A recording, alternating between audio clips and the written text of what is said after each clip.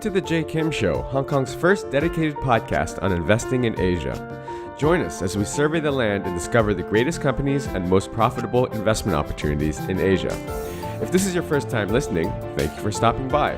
This podcast is produced every week with the goal of providing actionable insights to you, the listener, with every single episode.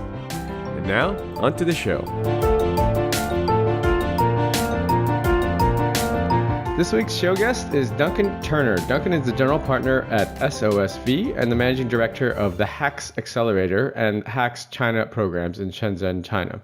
You probably recognize Duncan from his feature in the Wired magazine's documentary called Shenzhen, the Silicon Valley of Hardware. Duncan, welcome to the show. Thanks, Jay. How you doing? I'm doing great. We're sitting here in Hong Kong separately recording, and I believe there's a pretty big typhoon coming, but I think it's actually going to miss us. So that might also be affecting some of this internet connectivity. But anyhow, it's good to have you on. And,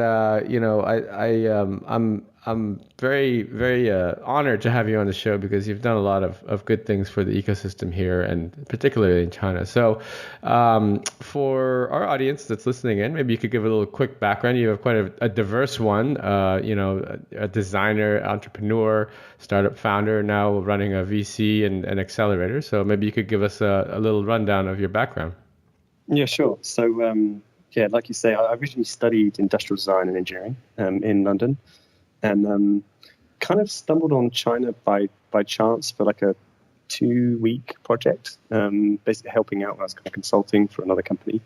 And that kind of turned into 2 months and then 9 months. And then that was about 16 years ago. And I pretty much spent most of my time here. So I founded a business. We raised money and then, a lot of the challenges that we had were in China. So ended up moving myself and our R&D team out to China just because we found it's much quicker to develop on the hardware we were working on at the time. I built that business up. It got rather large, had a few catastrophes along the way. That then maybe reassessed things. I actually went to work for a company I'd always admired called IDEO. It's a global consulting firm. So I was helping them with a lot of the consumer engagement projects for either kind of Chinese companies, like big, large factories that were trying to build their own brands, or Western brands that were looking to enter into the China market. Through my experiences there, I met SOSV, which is the fund which funds all of the operations for HAX, China Accelerator in Shanghai, IndieBio in San Francisco, Rebel Bio in London, and FoodX in New York. I was incredibly inspired by what they were doing. Initially, I was like, "There's no way you can do that. There's no possible way this could work." I was there as a mentor for the first ever HAX Accelerator. At that time, it was called HAX Accelerator. That's right. I was completely wrong. Like, man, I met this when I first went there. I met these guys that were working on this project called MakeBlock, which is basically like if any of the listeners have ever used something called Meccano back in the day, it was kind of like a Lego for robotics. This was a sort of high tolerance connected version of that. Right. And a couple of others, one called Nomiku, a couple of others that stood out. And I stayed in contact with them because I thought it was interesting. I was really kind of obsessed with startups and felt like I'd kind of left really where my passion was, going to IDEO, which was really in hardware startups. Right. And MakeBlock just did their Series C financing. Amazing. They're on an absolute rocket ship. Nomicu's still going. I'm not exactly sure where their fundraising is. I think they just did a Series A and looking to expand out, going well. Bunch of the other companies from then, HAX 2, 3. By the time they got to 4, I was completely hooked. Right. And then came on to HAX 5. It's pretty incredible. So maybe you can share with us a little bit about how did you actually get linked into? Let's take a step back. Let's talk about SOSV, and maybe you can explain the model there, because it's a little. It's not a pure VC model because you have the accelerators underneath it. So maybe you can explain that, and then you can explain how you kind of got introduced to that world. Right, yeah. So SOSV, the acronym is Sean O'Sullivan Ventures originally. So Sean is still the managing partner, very active. He had an early IPO So he was aged 27 at the time, with a company called MapInfo. Wow. Which was basically kind of, the workings of what became Google Maps. So it was a location-based search engine. He did a lot of personal investments, pretty much, I guess you'd call it a family office, investing in all sorts of sectors, was very successful in that, turned, I think, around $7 million into, almost $500 million through investments. And did some charitable donations, paid some tax. So he did all right. He did good. Yeah, he did good. He definitely knows what he's doing. Really through it was kind of his observations that the best time to get involved with a company within venture capital, with investments, is at the very earliest stage when they need the most help, and that's where the most value is. Or obviously then at the very later stage, there's a huge amount of value in the pre-IPO world. So the strategy kind of, I guess, ramped up towards us identifying that there were some growth areas, and which were underserved by the more generalist accelerators. And those growth areas were hardware. It was software for the Asia market with a particular focus on kind of into China and out of China, and life sciences, and also food. And so, rather than kind of being a typical VC that would come in at seed stage, our model is to have these programs which are very specialist. So, we have a brand which is HAX, and everybody knows about HAX for hardware, but doesn't necessarily know that actually HAX and IndieBio and China Accelerator are all under one umbrella, which is SOSV. That's right. So the idea is to get deep domain knowledge, build a really good network within those areas, and then any company that is, looking to grow their business within those exponential growth areas we've identified would look to us as the first point of call. Now, how we differ from other accelerators, though, is actually we really don't call ourselves that much of an accelerator anymore. We're kind of what we call ourselves program-based venture capital. And what we mean by that is oftentimes accelerator, whereas the word describes exactly what it does, often can mean kind of more like an incubator with a couple of staff, so free desk space. Right. HAX is very, very different to that. So we don't do cohorts. We have a monthly intake. We have 25 full-time staff, full stack engineering support. We put a huge amount of emphasis on actually plug and playing our specialists, skilled engineers, designers, marketeers into the teams to help them grow as and when they need. And then the other difference with us is that around 2/3 of our fund is deployed post-accelerator. So we don't just put money in and then kind of throw them all at the wall and see what sticks. We really double down, triple down, quadruple down into the companies that we believe in because we've worked with them for a long time. Got it. Through the course of the program. Okay, and so in addition to so there's HAX, IndieBio, China Accelerator. Are those the? I think I want to say there's another one or two other verticals that you mentioned.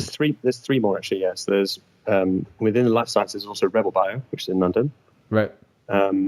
Within the China Accelerator umbrella, there's also another one called MOX, which is mobile only accelerator, based in Taiwan.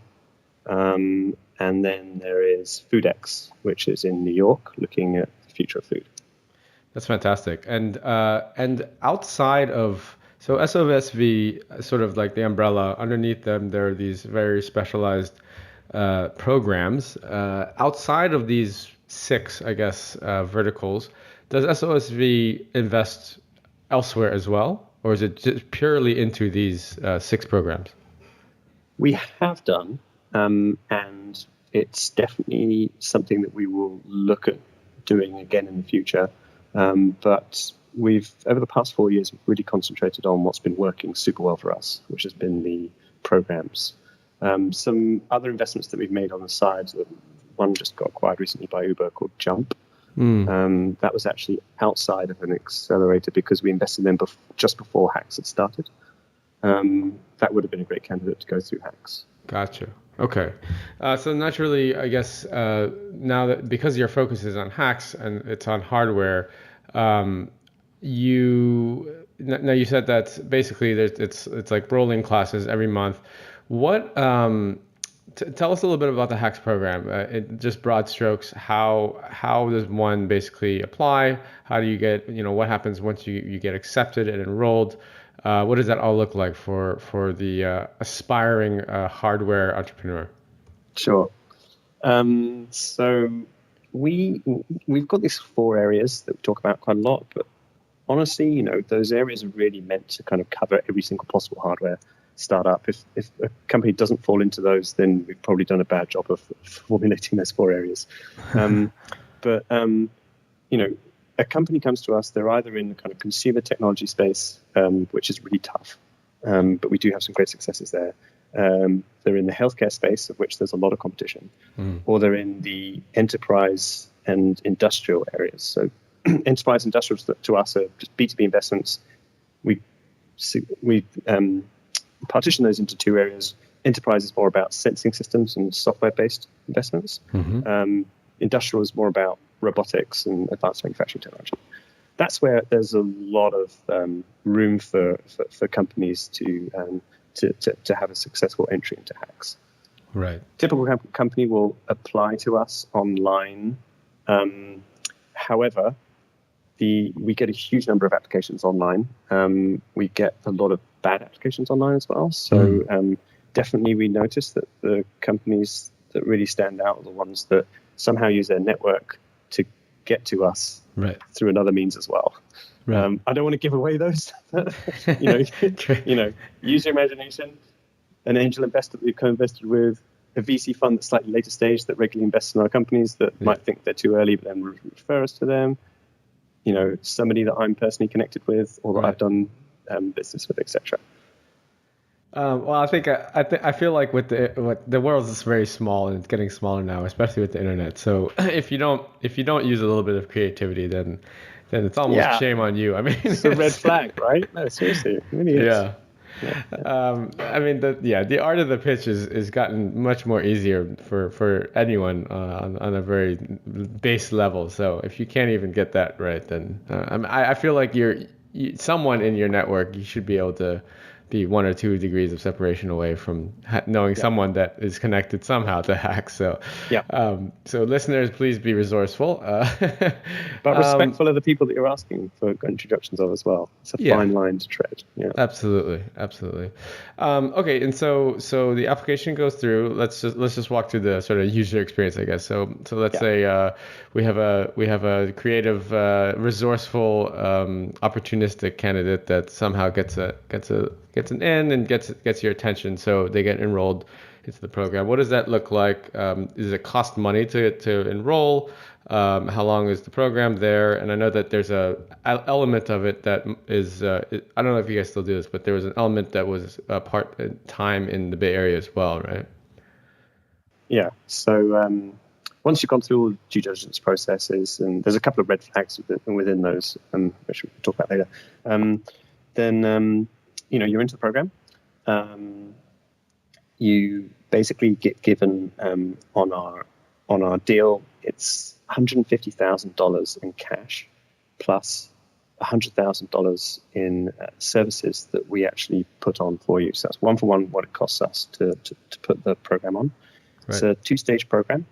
You spend 4 to 8 months on co-development of technology with us in Shenzhen to a point at which you basically got something which comes in, working proof of principle, benchtop prototype, comes out, productized, so it's gone through industrial design, first revs, it's been co-developed in the manufacturing capital of the world, it's got all of the bill of materials at production grade sorted out, and feasibility-wise, we know that it's 90% gonna be able to be manufactured the way it is. There's always room for error, but 90% there. That then gives us, once we've seen a company go through that, and providing you've gone through the series of milestones that we put for the founders, then we feel confident in introducing them to other investors. So we take them to San Francisco if they are not a Chinese company, and we basically embed them into the ecosystem there. We've got an office there, we've been operating for years. We're predominantly looking to help them with marketing and with traction. And then start conversations with some of the angels and the VCs in the Silicon Valley area. Right. And then is that sort of, I guess is that sort of the graduation of the program, and then they kind of move on off on their own, I suppose?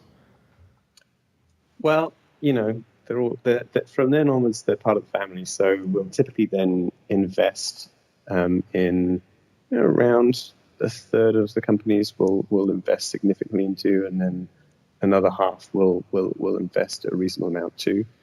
We don't take board seats generally. A couple of exceptions there, but what we do want to do is make sure that we're continuing to support the startups in the best way that we can. A lot of that is in either help with product development and manufacturing within China. So the teams are always welcome to come back to the office. They always have access to resources.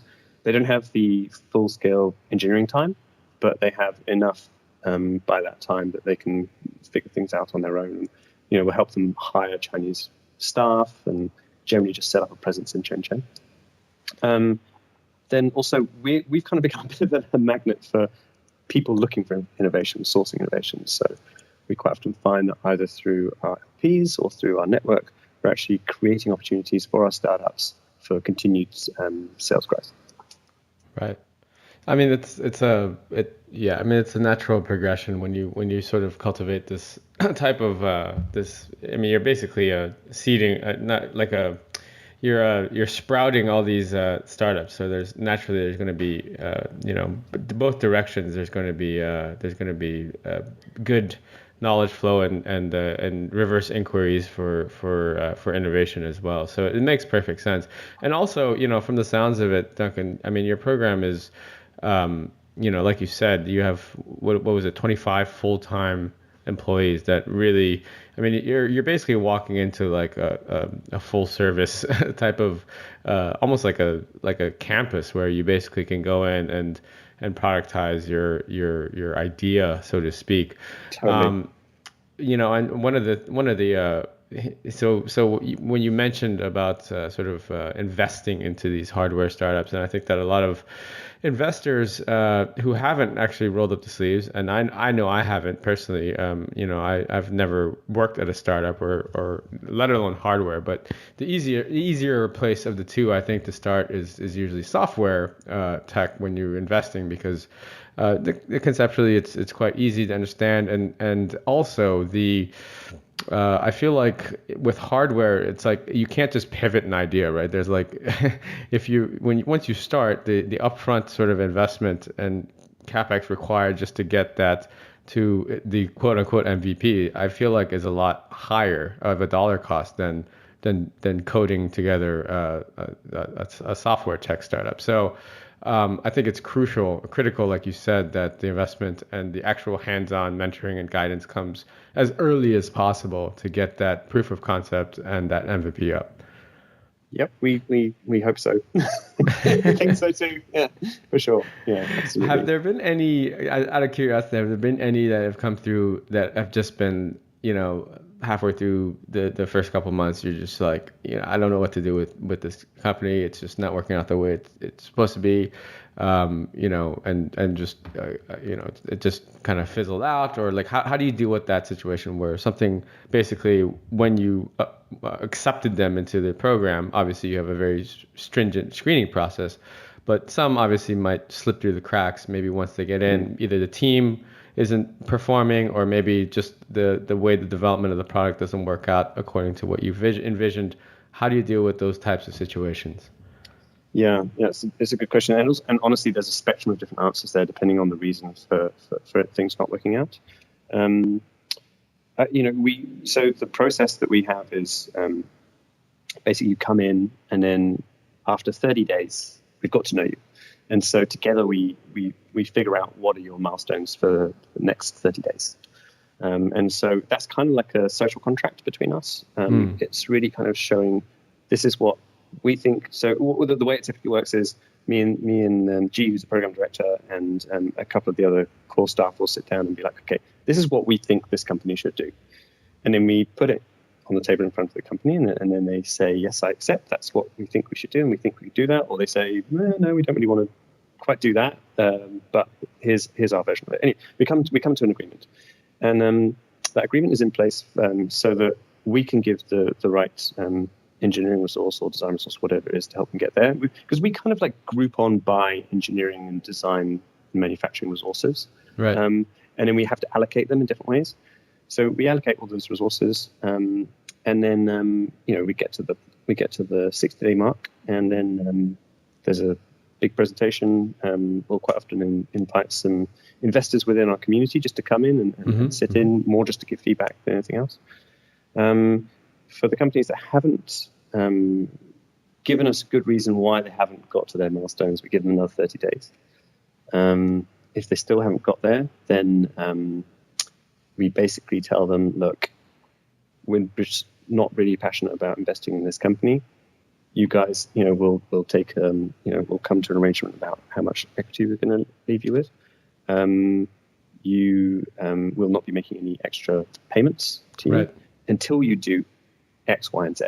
Right. And then I've seen, and what's very interesting is a lot of the companies just, they just fizzle out. Some of them, though, have this incredible transformative process where they do actually come around. I've been particularly impressed recently as well by one team that just kind of have a coming to Jesus moment. And then they realize that we were actually serious, that, because I think a lot of people think, well, they've already put money in, so they're just going to keep it going. Like, no, because we're going to be introducing you to trusted investors. And like, actually, the relationship between us and another investor is incredibly important, more important than it is with us in a startup.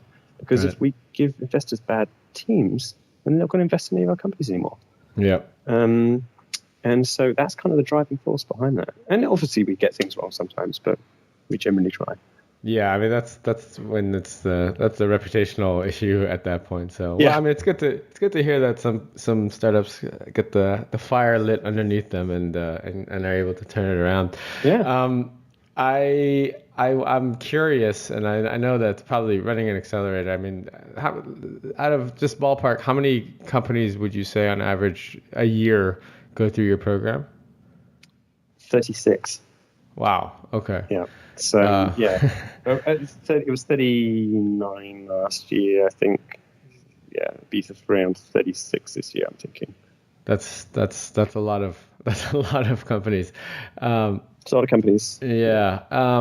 I suppose it's a bit like having 36 children every year, and not trying to allocate your time accordingly and evenly and fairly amongst all of them. But right. Are there any? I guess I can't really ask this question, but are there any? Favorites. Not particularly favorites, but okay. let's say not favorites, but let's say particular thematics of some of your companies that I've gone through that are particularly exciting, that maybe are a bit unusual or not the usual thing that people hear when they think about hardware startups. So, like, I often say this, like, it's really bad, and people often turn off in conversation when I start about. I really like the really boring, dull stuff. So, I'm absolutely obsessed at the moment with the construction industry. If you do want to get my attention, show me that you're doing something in the construction industry to solve the massive problems they have with productivity, and I'll get really excited about it because there's just so much value there, and you don't need to be doing something really glamorous. When you're in a startup that's doing well, everything is so exciting, and everybody around you is excited in the growth and seeing all these challenges and how you get over them and all the potential impact on industries. So that's been a good one for us. Energy, anything where you're saving tiny little amounts of energy in lots of homes or lots of areas is generally a very good thing and a nice area to be investing in. My personal passion is in the healthcare space because I just feel like, even though it's rightfully bogged down with regulation on compared to any other industry, the possibilities for impact are just phenomenal. You just save one person's life or help them have a better life through the work you've done with a startup, then who cares about being successful and rich? That's really one of the incredible things. And within healthcare at the moment, there's this really interesting trend enabled by hardware. It's basically kind of distributed medical device technology into consumer-based products. So giving you the types of analytics and the types of diagnosis that you would get in a hospital, in the home, for less than $500. Wow. That world is just about to kick off. We've been done a bunch of investments in the space. It's something that is truly a great thing to leave on the world. Yeah, I think that so yeah, the healthcare thing is it's one of those, it's a tricky area, and I feel like but I feel like I agree with you that we're on the verge that one of these companies, or maybe a handful of them, when they kind of hit that inflection point and are able to disrupt it, it's just a huge, and particularly if you're actually looking at Chinese startups that are doing that Yep. are able to tackle that market. I mean, talk about the macro tailwinds that impact. Yeah. No, totally. To your other point on the sort of boring stuff, it's funny because it's it reminds me of the conversation we had on the way back from that dinner from Shenzhen. I'm not going to name the startup particularly, but I remember when you told me about this particular one that was going through your batch, that it was kind of one of those like, wait, I can't believe that no one's come up with this Why thing hasn't someone before. done that? Yeah, it's such an easy, simple concept, but again, within the construction space. So that's pretty cool. So Duncan, just a few more questions. Looking here to wrap up, and thanks again for the time. And it's been a real pleasure hearing and learning about HAX. I'm sure the audience listening in are going to be anyone that's in hardware is going to be pretty excited to hear this episode. What are your sort of goals looking forward for both the accelerator and on the venture VC side for, I guess, through the end of the year and into next year? I mean, obviously, you have your hands full there, but are there any particular milestones that you're looking forward to? So, I mean, obviously we've got internal KPIs which measure our performance on how the value of our startups is increasing the whole time. For me, though, there are a couple of things that we're really, really excited about. We want to continue to grow. One of them is actually investing in Chinese startups. So for me, as I mentioned at the start of the show, like I came here a long time ago, and I was very much the guy that came out here to get things made and that battled with the engineers and couldn't really understand why things weren't going the way that I thought they should be going. And right. For me, the experience of now investing in the same, I mean, not the same people, but the same people as young Chinese engineers, but half a generation later, has been the most fascinating but also completely humbling experience of my life. Like it's just incredible. Like we invest in some robotics companies in the US that are great, and they're providing some awesome impact in the States. And then I see the growth of those companies, and then I look at the same company from China, looking at the Chinese market, and it's just staggering the speed at which they move, the potential market they have, and the openness to adoption of robotics in the service-based industries and the manufacturing-based industries is literally one of the most humbling things in the world. And for us, we just want to make sure that we're continuing to grow that and to understand more and to play our little tiny part in what's becoming the most exciting innovation country of the world, which is China. It's kind of hard to explain it to people that actually aren't in living over here and watching this happen firsthand. And at the same token, you and I have both been here for well over a decade, and it's not. Oftentimes we've kind of gotten numb to it because or immune or it's just kind of like life here, right? But a perfect example is that big investor group that we brought over, and a lot of these guys, I mean, it's just mind blowing. Their minds were literally blown as they were walking through your accelerator space there, seeing your companies present and this sort of thing, and we're sitting on the front row seat of what could be and what will be the next great sort of area of growth and revolutionary technology and innovation that will happen in China and in the world. So I think it's just fascinating to be sitting there, having those front row seats. It's incredible. You see the future walk through the door every day. It's really incredible. Yeah, it really is, and it's yeah. Again, it's hard to explain it because you can read about it, you watch shows and documentaries and stuff, but to actually live it and see it every day, it's pretty incredible.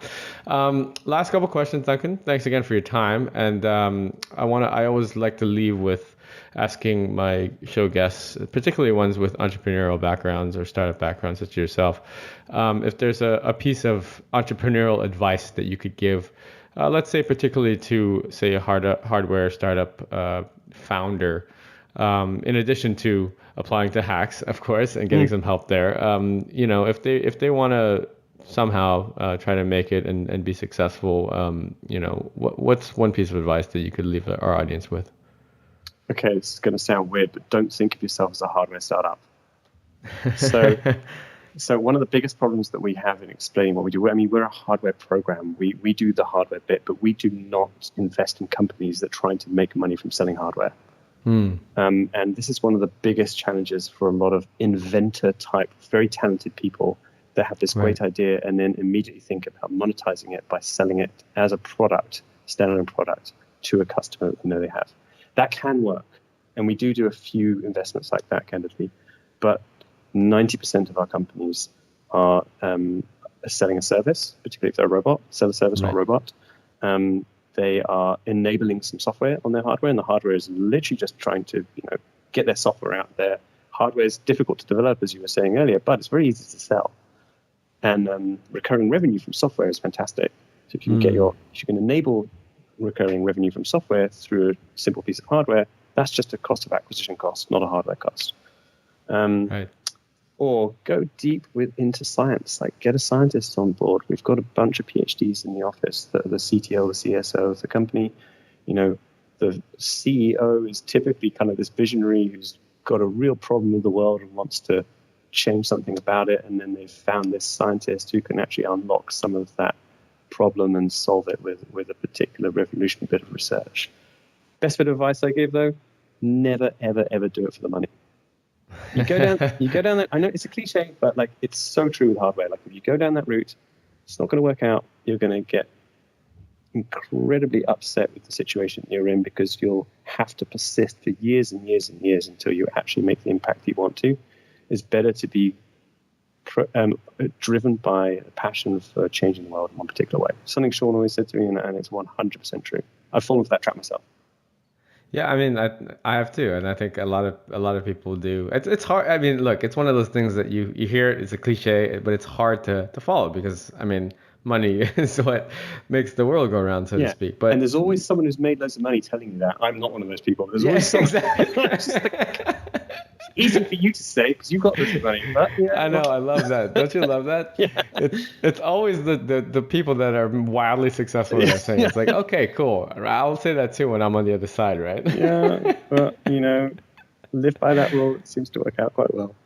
Yeah, I love it. But yeah, you do bring up a good point, though. I mean, again, in hardware, if you're going through, you're stuck in this process where it's hard to pivot, and you can't, and you're people have invested capital in you, and they're expecting you to come through, and you might not see that money ever, but you better come through, follow through on your word, I guess. So, all good advice, all great stuff. Thank you so much, Duncan. It's been such a pleasure. Last question is just where people can find you, follow you, connect with you, or maybe apply to the program. Yeah. So go to hax.co. There's an apply button. If you've got a working proof of principle prototype and you've got a reasonable team with a cap table which is not all distorted, you will most likely get to speak to me on a 30-minute interview. Wow, there you go. So for all the listeners listening in, audience, go over to, we'll have all the show notes and links linked up, maybe we'll get some creative people that actually try to ping me to get in contact with you. Who knows? That might happen. You go from the floodgates. Yeah, exactly. Well, Duncan, thanks so much for your time. It's been such a pleasure, and we look forward to hearing from a lot more of the great startups and innovative companies that are coming out of your program. Thanks again. Cheers, Jay. Thanks for having me. All right, take care.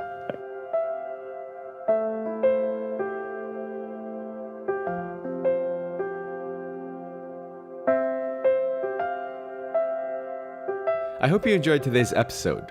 All the show notes and links can be found over at jkimshow.com. Come back often and make sure you subscribe, rate, and review.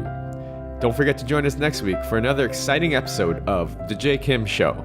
I'd love to hear your comments. You can find me on Twitter at jkimmer, JAYKIMMER. See you guys next week.